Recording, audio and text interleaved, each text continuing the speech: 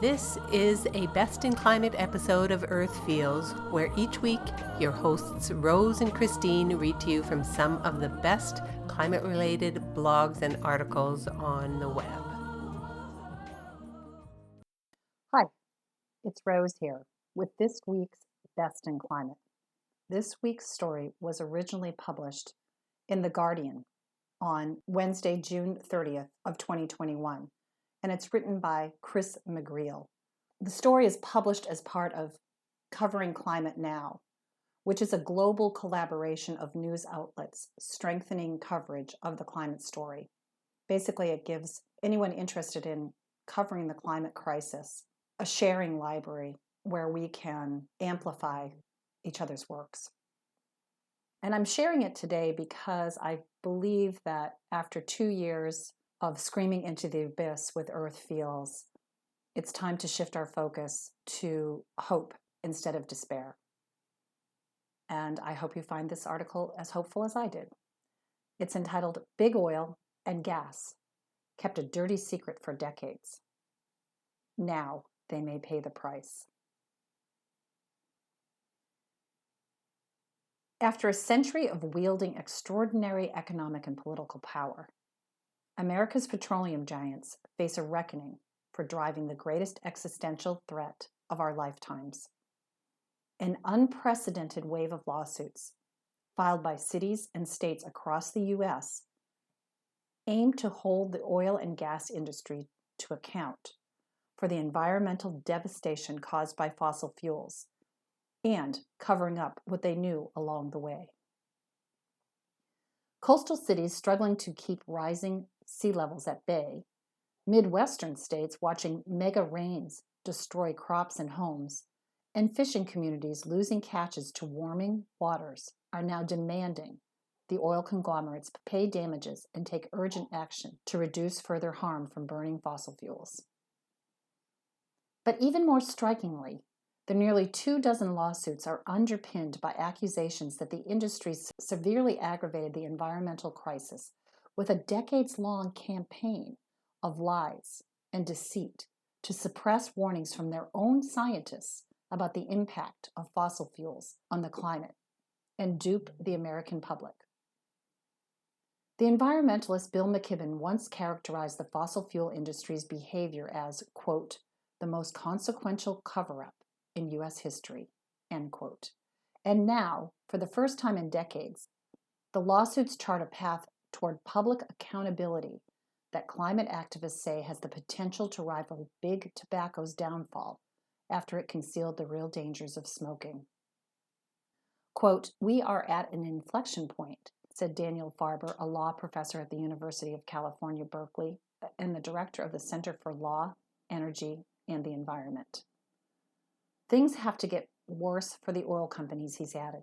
Even if they've got a pretty good chance of winning the litigation in places, the discovery of pretty clear-cut wrongdoing, that they knew their product was bad and that they were lying to the public, really weakens the industry's ability to resist legislation and settlements, end quote. For decades, the country's leading oil and gas companies have understood the science of climate change and the dangers posed by fossil fuels. Year after year, top executives heard from their own scientists whose warnings were explicit and often dire. In 1979, an Exxon study said that burning fossil fuels, quote, will cause dramatic environmental effects, end quote, in the coming decades. Quote, the potential problem is great and urgent, end quote, it concluded. But instead of heeding the evidence of the research they were funding, major oil companies worked together to bury the findings and manufacture a counter-narrative to undermine the growing scientific consensus around climate science. The fossil fuel industry's campaign to create uncertainty paid off for decades by muddying public understanding of the growing dangers from global heating and stalling political action. The urgency of the crisis is not in doubt. A draft United Nations report leaked last week warns that the consequences of the climate crisis, including rising seas intense heat and ecosystem collapse will fundamentally reshape life on Earth in the coming decades, even if fossil fuel emissions are curbed. To investigate the lengths of the oil and gas industry's deceptions and the disastrous consequences for communities across the country, The Guardian is launching a year-long series tracking the unprecedented efforts to hold the fossil fuel industry to account. The legal process is expected to take years. Cities in California filed the first lawsuits back in 2017, and they've been tied down with disputes over jurisdiction, with the oil companies fighting with limited success to get them moved from state to federal courts, where they think the law is more favorable.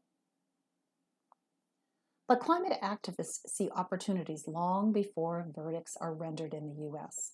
The legal process is expected to add to already damning revelations of the energy giants' closely held secrets. If history is a guide, those developments could in turn alter public opinion in favor of regulations that the oil and gas companies spent years fighting off.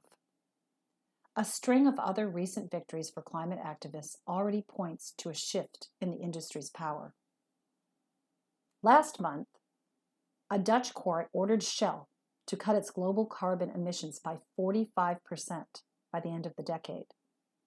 That same day, in Houston, an activist hedge fund forced 3 new directors on the board of the U.S.'s largest oil firm, ExxonMobil, to address climate issues. Investors at Chevron also voted to cut emissions from the petroleum product it sells. Earlier this month, developers of the Keystone XL pipeline canceled the project after more than a decade of unrelenting opposition over environmental concerns. And although a federal court last year threw out a lawsuit brought by 21 young Americans who say the U.S. government violated their constitutional rights by exacerbating climate change, the Biden administration recently agreed to settlement talks in a symbolic gesture aimed to appease young voters. For all that, American lawyers say the legal reasoning behind foreign court judgments are unlikely to carry much weight in the U.S., and domestic law is largely untested. In 2018, a federal court knocked back New York City's initial attempt to force big oil to cover the costs of the climate crisis by saying that its global nature requires a political, not legal, remedy. Other regional lawsuits are inching their way through the courts.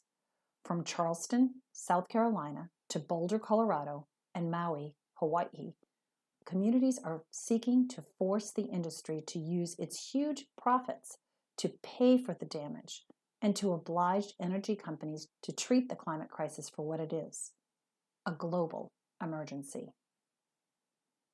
Municipalities such as Imperial Beach, California, the poorest city in San Diego County, with a budget less than Exxon chief executive's annual pay, faces rising waters on 3 sides without the necessary funding to build protective barriers.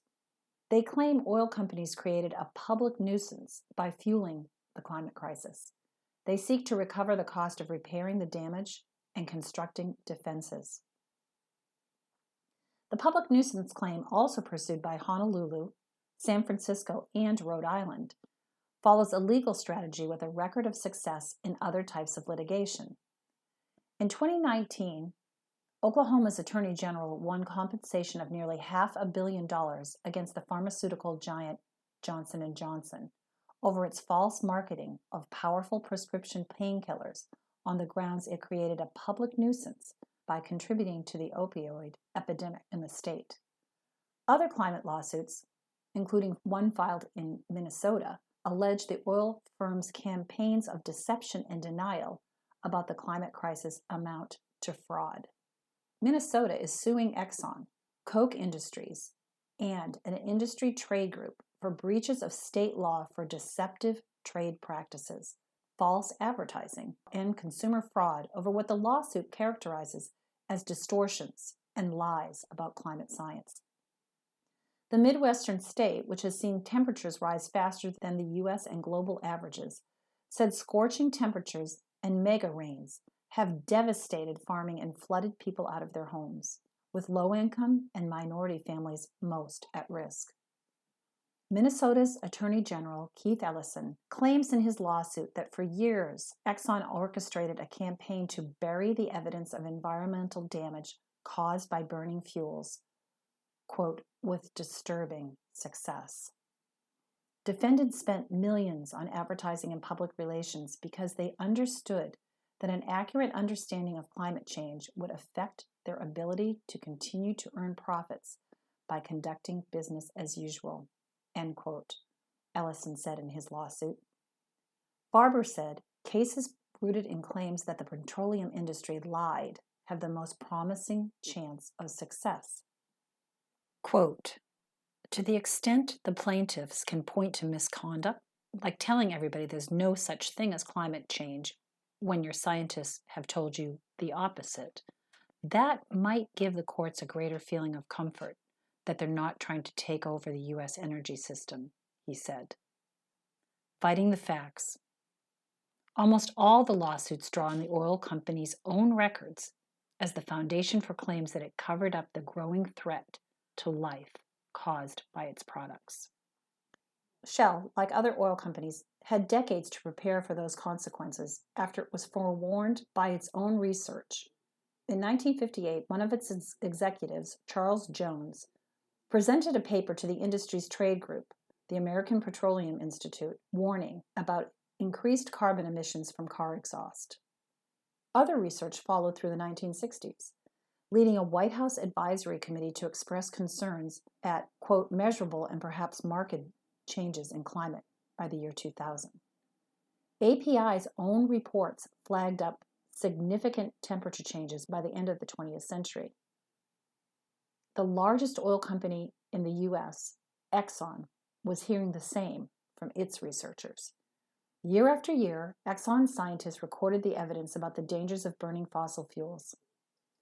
In 1978, its science advisor, James Black, warned that there was a, quote, window of 10 to 15 years before the need for hard decisions regarding changes in energy strategy might become critical, end quote.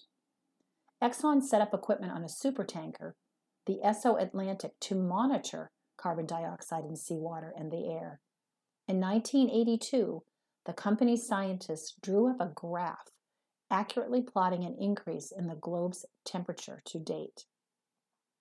The 1980s revealed an established consensus among scientists, the Minnesota lawsuit against Exxon says. A 1982 internal Exxon document explicitly declares that the science was unanimous and that climate change would bring about significant changes in the Earth's climate. Then the monitoring on the SO Atlantic was suddenly called off, and the research was downgraded. What followed was what Naomi Oreskes, co-author of the report America Misled, called a, quote, systemic, organized campaign by Exxon and other oil companies to sow doubt about the science and prevent meaningful action. The report accused the energy companies of not only polluting the air, but also of, quote, the information landscape, end quote, by replicating the cigarette makers' playbook of cherry-picking data, using fake experts, and promoting conspiracy theories to attack a growing scientific consensus. Many of the lawsuits draw on a raft of Exxon documents held by the University of Texas and uncovered by the Columbia Journalism School and the Los Angeles Times in 2015. Among them is a 1988 Exxon memo laying out a strategy to push for a, quote, balanced scientific approach, end quote, which meant giving equal weight to hard evidence and climate change denialism. The move bore fruit in parts of the media in the 2000s as the oil industry repositioned global heating as a theory, not a fact, contributing to the most deep-rooted climate denialism in any developed country. The company placed advertisements in major American newspapers to sow doubt. One in the New York Times in 2000 under the headline, quote, unsettled science, compared climate data to changing weather forecasts. It claimed scientists were divided when, in fact, an overwhelming consensus already backed the evidence of a growing climate crisis, and said that the supposed doubts meant it was too soon to act. Exxon's chairman and chief executive Lee Raymond told industry executives in 1996 that, quote, scientific evidence remains inconclusive as to whether human activities affect global climate. It is a long and dangerous leap to conclude that we should therefore cut fossil fuel use, end quote. Documents show that his company's scientists were telling Exxon's management that the real danger lay in the fact to do exactly that. In 2019, Martin Hoffert, a professor of physics at New York University, told a congressional hearing that as a consultant to Exxon on climate modeling in the 1980s, he worked on 8 scientific papers for the company that showed fossil fuel burning was, quote, increasingly having an imperceptible influence on Earth's climate, end quote. Hoffert further said that he, quote, hoped the work would help to persuade Exxon to invest in developing energy solutions the world needed, end quote. But that was not the result. Quote, Exxon was publicly promoting views that its own scientists knew were wrong, and we knew that because we were the major group working on this. This was immoral and has greatly set back efforts to address climate change, said Hoffert. They deliberately created doubt when internal research confirmed how serious a threat it was. And as a result, in my opinion, homes and livelihoods will likely be destroyed and lives lost. End quote. Exxon worked alongside Chevron, Shell, BP, and smaller oil firms to shift attention away from the growing climate crisis. They funded the industry's trade body, API, as it drew up a multi-million-dollar plan to ensure that climate change becomes a non-issue through disinformation. The plan said victory will be achieved when recognition of uncertainties becomes part of the conventional wisdom. The fossil fuel industry also used its considerable resources to pour billions of dollars into political lobbying, to block unfavorable laws, and to fund front organizations with neutral and scientific-sounding names, such as the Global Climate Coalition, GCC. In 2001, the U.S. State Department told the GCC that President George W. Bush rejected the Kyoto Protocol to reduce greenhouse gas emissions, quote, in part based on input from you, end quote.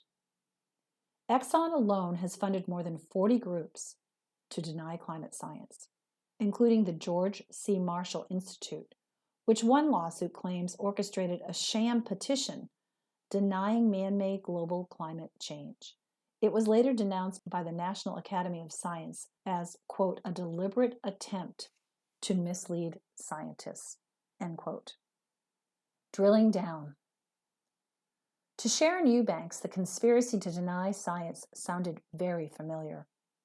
From 2000, she led the U.S. Justice Department's legal team against 9 tobacco firms in one of the largest civil cases filed under the Racketeer Influence and Corruption Organizations RICO Act. It was designed to combat organized crime.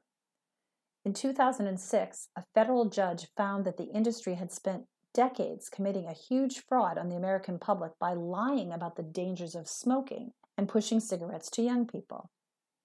Eubanks said that when she looked at the fossil fuel industry's strategy, she immediately recognized Big Tobacco's playbook. Quote, Big Oil was engaged in exactly the same type of behavior that the tobacco companies engaged in and were found liable for fraud on a massive scale. The cover-up, the denial of the problem, the funding of scientists to question the science, the same pattern, and some of the same lawyers represented both tobacco and big oil, end quote. The danger for the fossil fuel industry is that the parallels do not end there. The legal process is likely to oblige the oil conglomerates to turn over years of internal communications revealing what they knew about climate change, when and how they responded. Given what has already come out of Exxon, they are unlikely to help the industry's case. Eubanks, who is now advising attorneys general and others suing the oil industry, said a turning point in her actions against Big Tobacco came with the discovery of internal company memos in a state case in Minnesota. They included language that talked about recruiting young people as replacement smokers for those who died from cigarettes. Quote, I think the public was particularly stunned by some of the content of the documents and the talk about the need for bigger bags to take home all the money they were going to make from getting people to smoke. End quote. The exposure of the tobacco company's internal communications shifted the public mood and the politics, helping to open the door to legislation to curb smoking that the industry had been successfully resisting for decades. Farber, the Berkeley law professor, said that the discovery process carries a similar danger for the oil companies because it is likely to expose yet more evidence that they set out to deceive. He said that will undercut any attempt by the energy giants to claim in court that they were ignorant of the damage they were causing. Farber said it will also be difficult for the oil industry to resist the weight of U.S. lawsuits, shareholder activism, and the shifting public and political opinion. Quote, it might push them towards settlement or supporting legislation that releases some from liability in return for some major concessions, such as a large tax to finance responses to climate change. The alternative, said Farber, is to take their chance on judges and juries who may be increasingly inclined to take the climate crisis seriously. They may think this is an emergency that requires a response, that the oil companies should be held responsible for the harm they've caused, and that could be very expensive, he said. If they lose, it's catastrophic, ultimately.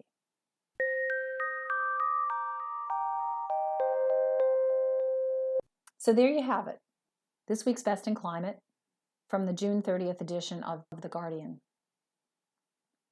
As always, I'll enclose a link to the original article published. Again, it's written by Chris McGill, who writes for The Guardian US and is a former Guardian correspondent in Washington, Johannesburg, and Jerusalem. He is the author of American Overdose, the Opioid Tragedy in 3 Acts. Thanks for this great reporting, Chris. It does make me feel hopeful that the tide is beginning to turn. And as I said earlier in the podcast, the last few years for Christine and I, it has felt to me that we were screaming into the abyss. When we started this podcast, we really just wanted to get the conversation moving. We wanted to call out the elephant in the room. It seems with the catastrophic fire in Lytton, BC, where the town burned to the ground, the heat dome in the Seattle and Portland area, where temperatures were 115 degrees, the collapse of the condo in Miami. It seems like every conversation I have now is around climate.